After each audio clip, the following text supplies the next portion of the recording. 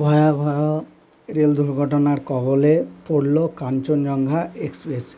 13,174 down Kanchenjunga express ট্রেনটি সকাল 8:05 নাগাদ এনজেপি স্টেশন থেকে ছেড়ে যায় শিয়ালদার উদ্দেশ্যে এবং রাঙাপানি ও নিজবাড়ি স্টেশনের মধ্যখানে এই ট্রেনটি অ্যাক্সিডেন্ট হয়। একটি মালগাড়ি পিছন থেকে এসে শিয়ালদাগামী কাঞ্চনজঙ্ঘা এক্সপ্রেসকে সজোরে ধাক্কা মারে।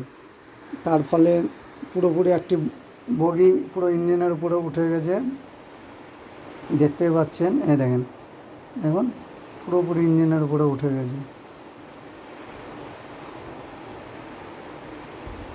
দেখতে পাচ্ছেন কীভাবে ক্ষতিগ্রস্ত হয়েছে।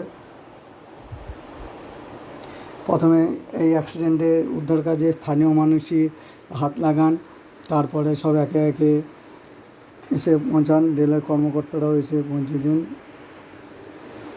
দেখতে পাচ্ছেন। কার গাফিলতিতে এত বড় রেল অ্যাক্সিডেন্ট হলো সেটিও খতিয়ে দেখছে রেলের কর্মকর্তারা।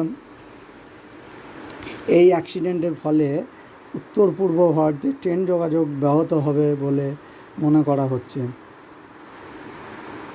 দেখতে পাচ্ছেন পুরো একটা এদিকে রেল লাইন ব্লক হয়ে পড়ে রয়েছে।